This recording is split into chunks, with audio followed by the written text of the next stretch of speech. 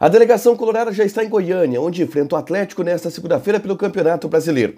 Mais desfalques foram confirmados na véspera do confronto. Wanderson não viajou para a capital do Goiás e com isso fica de fora, abrindo espaço para Pedro Henrique no time titular e para Gustavo Maia entre os jogadores relacionados. O domingo também marcou o empate no Beira-Rio lotado das Gurias Coloradas na primeira partida da decisão do Campeonato Brasileiro Feminino e também uma rodada boa para o Internacional pensando em vaga na Libertadores, mas sem a possibilidade de diminuir a diferença para o líder Palmeiras. Esse é o Diário do Inter KTO, de domingo, 18 de setembro de 2022. Tudo bem, gente? Obrigado pela participação aqui. Não esquece de deixar teu like, te inscrever, de ativar as notificações. Bora falar do Internacional aqui no A Dupla. Nesse vídeo, um resumo do que de mais importante aconteceu no noticiário do Internacional ao longo desse domingo. Eu começo falando sobre o treinamento com os portões fechados que aconteceu no CT Parque Gigante, onde o Mano Menezes definiu o time titular que enfrenta o Atlético Goianiense nesta segunda-feira. Aliás, definiu o time que tem algumas dúvidas, eu vou falar sobre o time na sequência. Mas o que ficou confirmado é a ausência de Wanderson. O atacante que vinha tentando se recuperar de um desconforto muscular não conseguiu se recuperar a tempo, não conseguiu estar à disposição. Fica em Porto Alegre, não viaja para Goiânia e assim abre espaço para Pedro Henrique no time titular. Aliás, a lista de relacionados do Internacional, que vai pintar aqui na tela agora, tem poucas novidades. A ausência do Daniel, porque o Daniel levou uma bolada no olho e fica de fora da partida, a ausência do Johnny, que já está servindo a seleção norte-americana, e a ausência agora do Wanderson em função desse desconforto muscular. Com isso, novas peças entrando na lista de relacionados.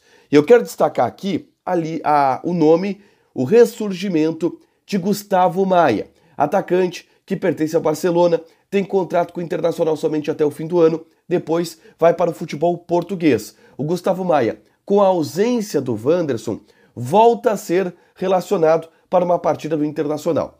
O Gustavo Maia é um jogador que desperta muita curiosidade por parte do torcedor, porque ele não aparece muito nos jogos, não vem sendo utilizado pelos treinadores desde o ano passado ainda. Ele teve aquela participação em um jogo contra o Corinthians no Beira-Rio, onde fez um golaço e depois não apareceu mais.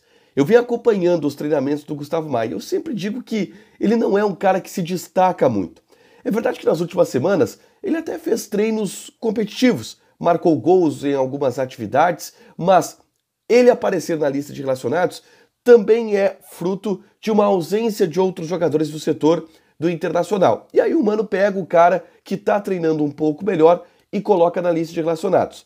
Eu não acho muito provável que o Gustavo Maia ganhe uma oportunidade durante o jogo, mas, dependendo da circunstância da partida, é possível. Daqui a pouco o Mano precisa colocar o time para frente, precisa de uma outra opção de velocidade, ele tem o David no banco, tem também o Gustavo Maia para colocar ali pelo lado esquerdo até se o jogo tiver resolvido de alguma forma para dar uma rodagem, para dar uma minutagem para o jogador, que, repito, teve uma evolução ao longo dos últimos treinos e volta a estar relacionado para uma partida depois de muito tempo. Gustavo Maia é a grande novidade dessa lista de relacionados. O time titular do Internacional tem uma dúvida no meio-campo ainda. É aquela dúvida: Depena ou Alan Patrick? Eu vou colocar o Edenilson no bolo dessa dúvida. Dos três jogam dois.